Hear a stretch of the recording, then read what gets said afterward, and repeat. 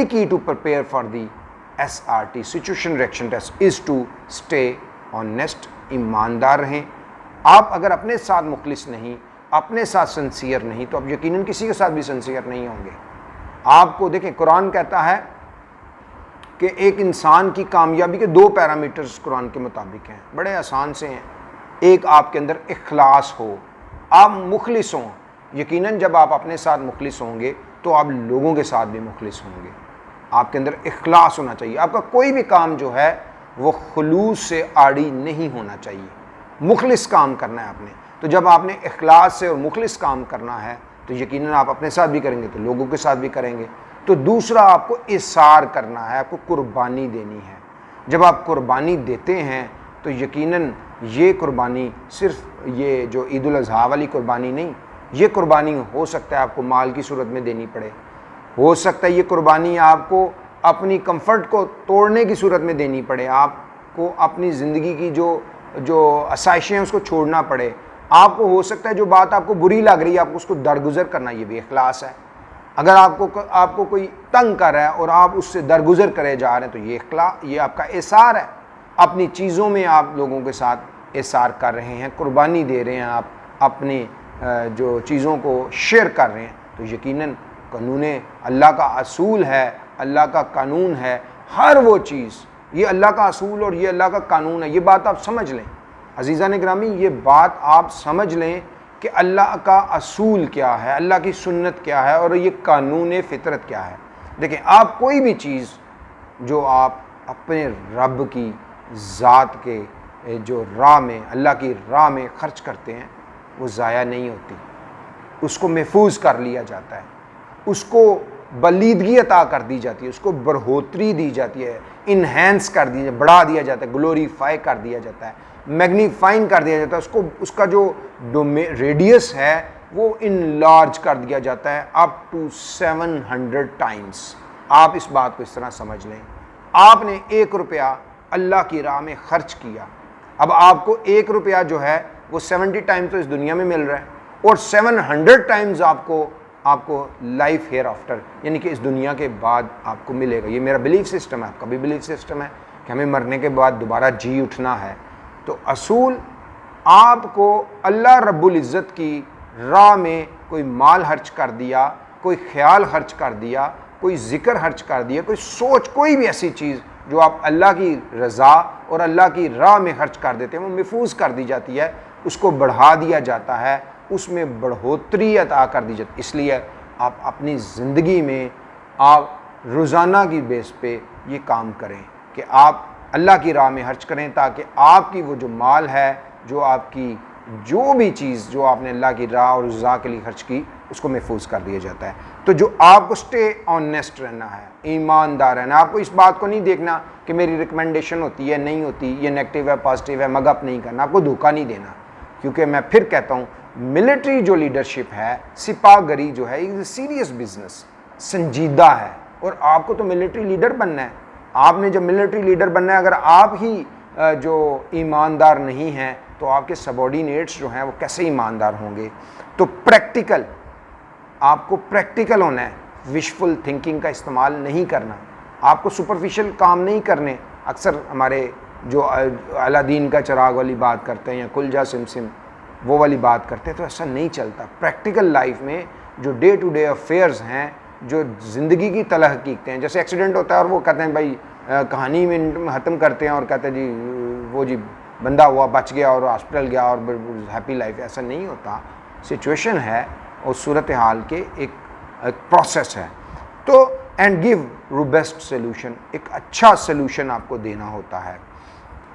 जितने भी ये रिस्पॉन्सेज हैं, you are required to give your response in the form of thoughts, feelings and action.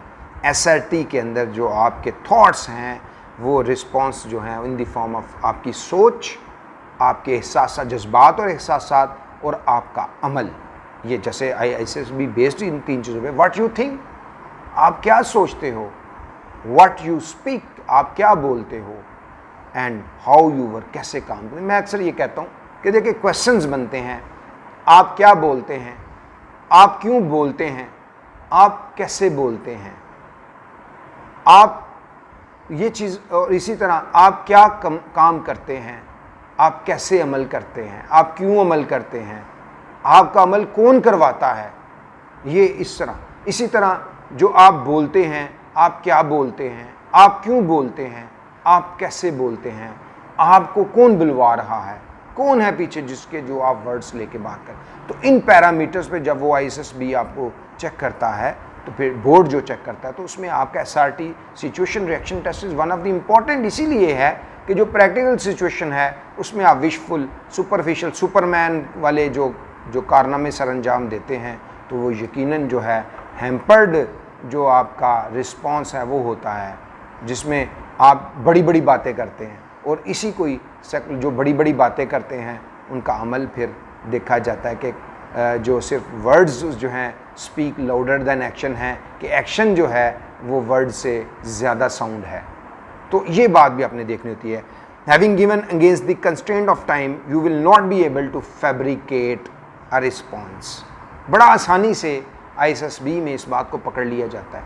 देखिए, आपको एक सिचुएशन दी, अगर आपने किसी सोशल मीडिया से, आजकल तो जितने भी कैंडिडेट्स आते हैं वो आके रिस्पॉन्स बता रहे हैं, बड़ी आसानी से सारी बातें जो एक सबको पता चल जाती हैं।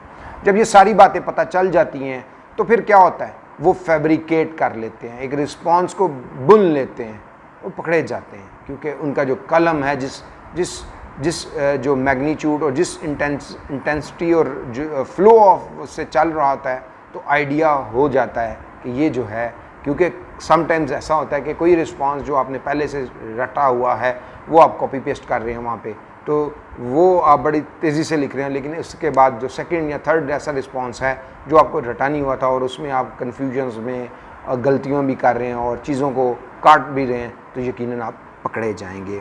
तो your true self will be clearly visible through these responses. ये बात याद रखिए, जितने भी आपके जो 3-4 जो इम्पॉर्टेंट टेस्ट आजकल ISSB में लिए जा रहे हैं, जिसमें WAT word association test, TAT, SRT और OPI, ये चारों टेस्ट में जब आपके response in the form of sentences, in the form of writing ले लिए जाते हैं, तो आपके जो रिस्पॉन्सेज हैं उसमें आपकी जो शख्सियत, पर्सनालिटी है, वो क्लियरली विजिबल हो जाती है on your responses.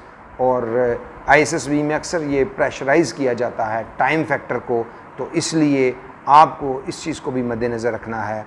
Your all responses will be assessed against the information given by you, जो आपको PIQ form, personal information questionnaire form दिया गया था, जो आपसे फॉर्म फिलअप कराए गए मुख्तलिफ स्टेजेस में और ISSB के दौरान, तो उसमें जो आपने जितनी भी अपने बारे में इंफॉर्मेशन दी, and will cross check during the board conference with your projective behaviour in GTO and interview officer techniques.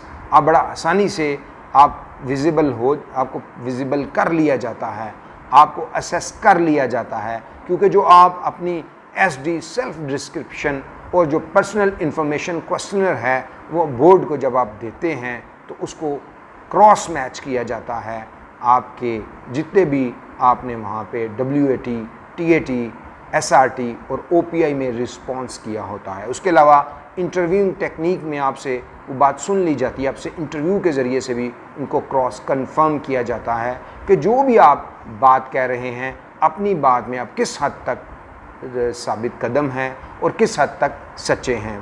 तो साइकोलॉजी, ये जो रिस्पॉन्सेज हैं SRT, इसमें psychologist always seek thought behind और कॉज एंड इफेक्ट रिलेशनशिप। ये बड़ा important है कि जो साइकोलॉजिस्ट है वो सीख करता है आपके थॉट को, आपकी सोच को और उससे जुड़े हुए थॉट पैटर्न को, जो बिहेवियर ऑफ पैटर्न्स हैं, जो आपका जो बर्ताव है।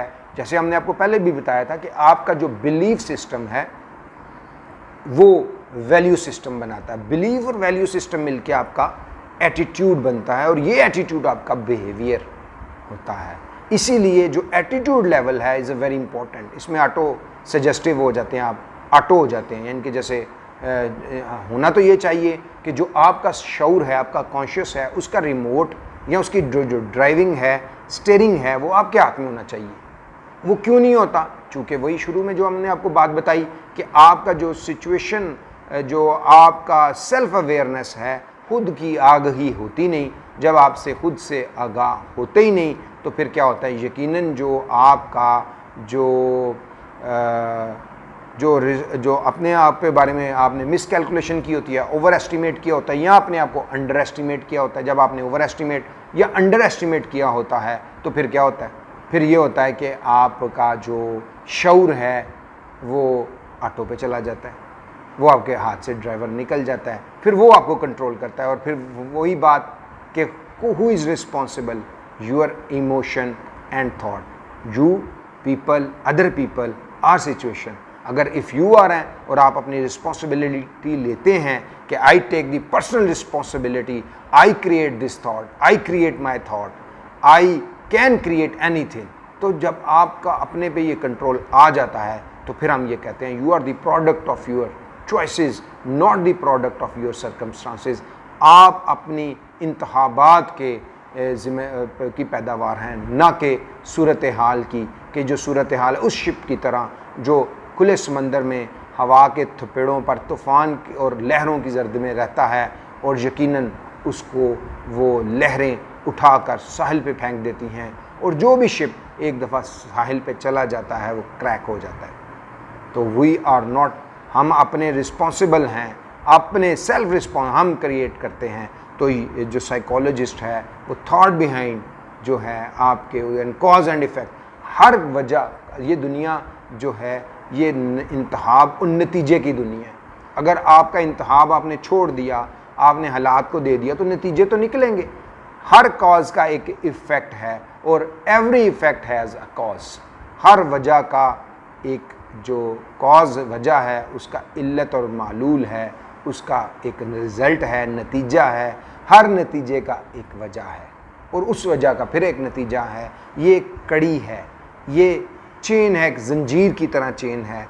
तो इसलिए आपको कॉज एंड इफ़ेक्ट रिलेशनशिप को देखना होता है। नेचुरल रिस्पांस को बहुत अहमियत दी जाती है।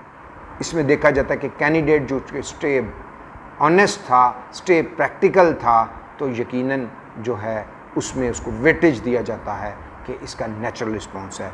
अगर आप मगअप करेंगे, आप चीज़ों को याद करेंगे, भी आप अपने आप को बी व्हाट यू आर नहीं करेंगे, आप प्रैक्टिस करें, आप मेहनत करें, आप छोड़ दें ये सारे फजूल काम, ये सोशल मीडिया के काम। ये वैसे ही आपको जो आपका तन्हाई जितनी आपके लिए अहम है, ये आपके जो तहय्युलात हैं, आपकी इमेजिनेशन, उसको ख़राब कर देते हैं।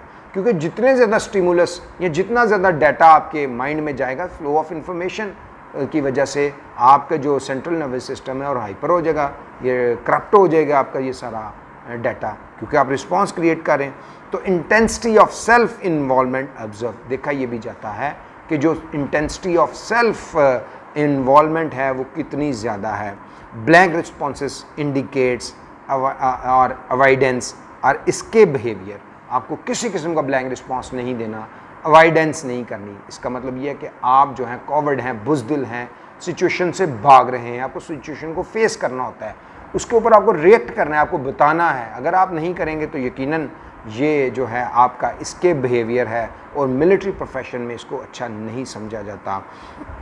आपका जो फ्रेम ऑफ रेफरेंस है उसके अंदर थ्रेट, स्ट्रेस परसेप्शन, लो हाई, रियलिस्टिक, इस ग्राउंड्स पे भी इसको चेक किया जाता है कि कितना आपको थ्रेट था, कितने। जब थ्रेट क्या है, फियर है। थ्रेट क्या है, फियर है। थ्रेट क्या है, रिजर्वेशंस हैं, हदशात हैं। थ्रेट क्या है, वसवसे हैं, खौफ, अंदेशे, वसवसे, अंदेशा है दूर दराज, ये थ्रेट्स है ना। कैसा ना हो जाए, वैसा ना हो जाए, इफ़, अगर, मगर, बट, लेकिन। अगर आपके अंदर ये चीज़ें हैं तो यकीनन जो ये थ्रेट्स हैं आपको। इसी तरह स्ट्रेस, आप स्ट्रेस आ गया, इस तरह की कैफियत आ गई, आपको रिस्पॉन्स करना था, आप रिएक्शन दे रहे हैं, जज्बाती हो गए, उस वजह से आपसे गड़बड़ होनी शुरू हो गई, चीखना चलाना शुरू हो गए, मैन प्रैक्टिस, गाली गलोच, लैंग्वेज बदल गई, बात का लहजा बदल गया। और स्ट्रेस परसेप्शन को भी देखा जाता है। आपका लो हाई जो है वो सेल्फ इस्टीम, उस पर भी गौर किया जाता है कि कितना आपने अपनी ज़ात को अहमियत दी। रियलिस्टिक होना इंपॉर्टेंट है।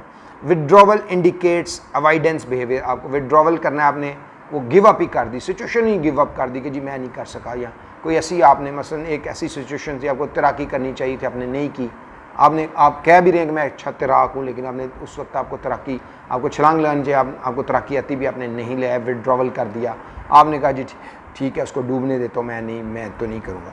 तो यकीनन ये जो विड्रॉवल है इंडिकेट्स करता है आपका अवॉइडेंस बिहेवियर, और अवॉइडेंस बिहेवियर आपकी बुज़दिली है। आप रोज़मर्रा ज़िंदगी में जब चीज़ों को अवॉइड करना चाहते हैं, इसका मतलब है बुज़दिल है। आप उससे बेहतर है कि आप नो करें। और हम अक्सर ये देखते हैं कि लोग अवॉइड करते हैं, होते हुए घर होते हुए कहते हैं भाई बाबा घर पे नहीं है, फलाना घर पे नहीं है, फ़ोन नहीं उठाएंगे, उसको गलत बताएंगे, ये अवॉइडेंस है। इससे बेहतर है कि आप उसको नो कहना सीखें। अब यू से नो, सर मैं नहीं कर सकता, ये नहीं हो सकता, तो अल्टीमेटली इससे कोई ताल्लुकात बिगाड़ नहीं आता। Realistic approach and detailed responses जो हैं वो भी आपको अवॉइड करने चाहिए, उसमें आपको नहीं जाना चाहिए, क्योंकि ये रिफ्लेक्ट्स करते हैं नेगेटिव ट्रेंड्स को। ये जो आपके हैं testify the finding of the TAT and WAT, negative feelings given more emphasize, preconceived और प्री कोच रिस्पॉन्सेज भी आपको अवॉइड करने हैं।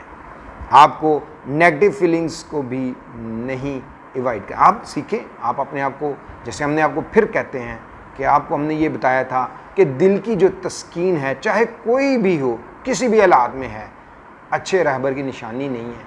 अब दिल की तस्कीन क्या है? दिल का बोझ हल्का करते रहना, अपने हालात का रोना रहते रहना, गिले शिकवे करते रहना। अगर आप पे तनकीद आ गई है तो आप उसके ऊपर क्रॉस तनकीद। और आज ये जो पाकिस्तान में आप देख रहे हैं, जो हमारी इस वक्त जो सियासी लीडरशिप है, आप उनके काम देखें, वो सारे दिल की तस्कीन के लिए लगे हुए हैं।